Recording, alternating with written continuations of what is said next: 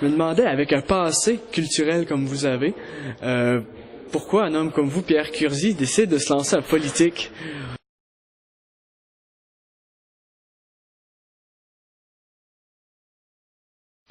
Qu'est-ce qui vous a poussé vers le domaine politique, oui? Ben, en fait, la décision est venue de la pratique. De la pratique. Pas de la pratique comme acteur. De 10 ans que j'ai passé à l'Union des artistes. C'est ces 10 années-là qui ont fait que j'ai commencé à m'interroger sur les politiques culturelles. Je me suis dit, écoutons, moi, je peux faire avancer des choses, mais à un moment donné, je me bute toujours aux décisions politiques.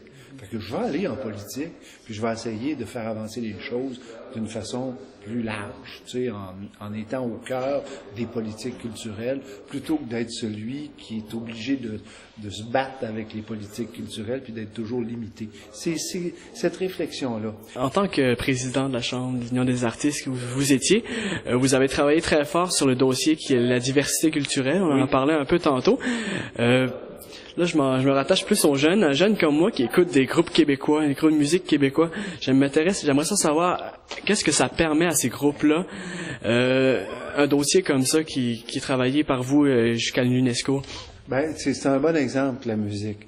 Parce que c'est clair que la musique au Québec, la musique, disons, francophone, ça n'existerait pas s'il n'y avait pas ce qu'on appelle des quotas musicaux.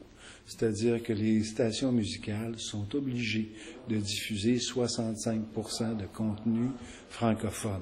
Donc, bon, s'il n'y avait pas ça, qu'est-ce qui se passerait? S'il n'y avait pas ça, la tendance, ce serait que les lois du marché feraient qu'il y aurait 80%, 85%, puis bientôt 100% de ce qu'on entend à la radio, qui seraient des musiques anglaises, américaines, de tous les pays, puis peut-être un peu de musique québécoise.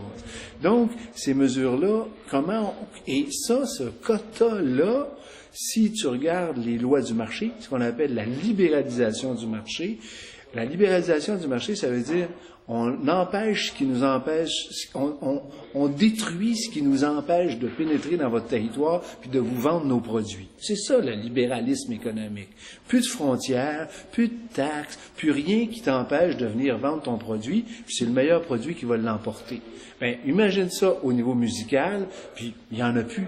Il y en a plus de chanteurs, il y en a plus d'industrie musicale, il y a plus de disques, il y a plus de production de disques. Ça fait 10 ans de ma vie que je me bats pour la culture canadienne, québécoise et canadienne. Parce que les combats qu'on a menés, et à l'Union et dans la diversité culturelle, c'était des combats qui touchaient à toute la culture.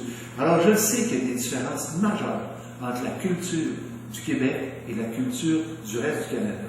Tout d'un coup, on s'est rendu compte que si on n'arrivait pas sur la scène mondiale à avoir une convention qui dit « tu as le droit », quand tu vis dans un pays, dans une culture où il y a moins de gens, où il n'y a pas beaucoup de marché, tu as le droit d'avoir une culture qui t'appartient, puis tu as le droit de la protéger, puis tu as le droit de la subventionner, puis tu as le droit de dire, vous allez rentrer, mais on va vous laisser rentrer jusque-là. Donc, ce qu'on a voulu, c'est protéger l'existence de notre culture. De quelle façon, un peu, on pourrait introduire cette culture-là dans l'éducation d'aujourd'hui? Ben, d'abord, ça prendrait une décision. Il faut qu'on décide que... Moi, je parle des 3 piliers dans l'éducation. Je pense qu'en éducation, il y a ce qu'on appelle la science, la connaissance, savoir un certain nombre de choses dans un certain nombre de matières. Mais je pense que le développement du corps, donc le sport, toutes les pratiques athlétiques, sportives, c'est une partie importante parce qu'on n'est pas juste un cerveau, on a aussi cette armature-là. Je pense que la culture, c'est le 3e pilier de ce que devrait être une éducation. Puis c'est un vieux modèle qui nous vient du temps des Grecs, du temps des Romains, tout le temps. Donc, avoir ce qu'on appelle une culture humaniste. Ce qu'on cherche, c'est à avoir des femmes, des hommes qui ont qui sont des gens complets.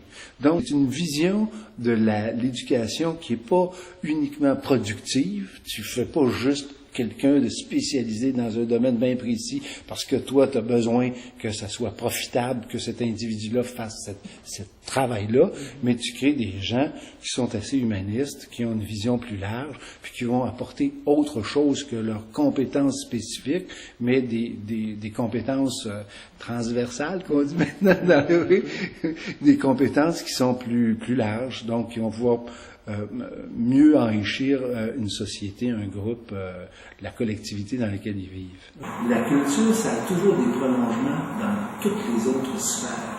Et ça, c'est jamais quantifié, c'est jamais évalué. Pourtant, c'est dans la vie de tout le monde, tous les jours, même ceux qui sont prêts à rejeter la culture, qu'ils le veuillent ou pas y en vivre. Et ça leur apporte un enrichissement. Et il y a comme une inadéquation collective là, entre l'importance qu'on accorde à la culture, à la langue, à l'identité, puis en même temps, une espèce d'hésitation de notre jour à y investir de façon claire et conséquente.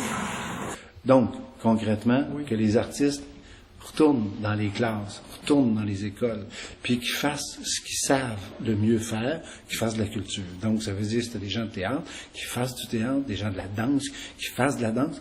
Puis c'est pas grave si tout le monde ne devient pas des artistes, puis tout le monde ne devient pas des musiciens, puis tout le monde devient...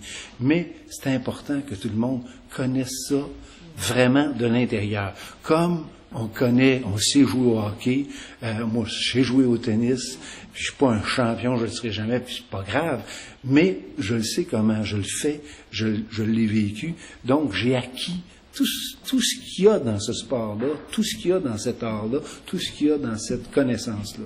C'est ça le modèle idéal.